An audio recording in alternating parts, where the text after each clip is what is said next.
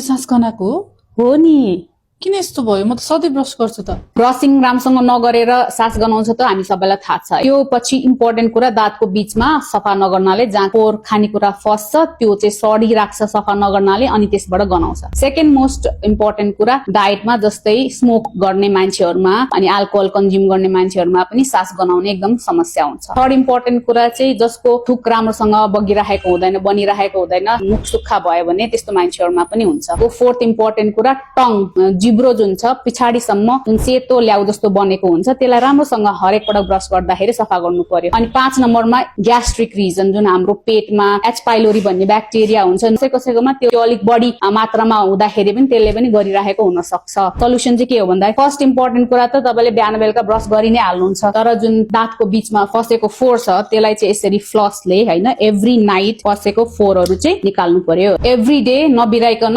जुन जिब्रोमा बसेको ल्याउ छ त्यसलाई ब्रस गर्दाखेरि नै ब्रसिङ सकिसकेपछि चाहिँ जिब्रो सफा गर्नु पर्यो, नबिराइकन। स्मोक गर्ने अनि अल्कोहल कन्जम्सन गर्ने, सकेको छोडेको राम्रो, नसकेको मिनिमाइज गर्दै लिएर जाने। रेगुलरली 6 महिनामा डेन्टिस्ट भिजिट गरेर प्रोफेसनल चेकअप एन्ड क्लिनिङ गराउने कम्पलसरीली हैन।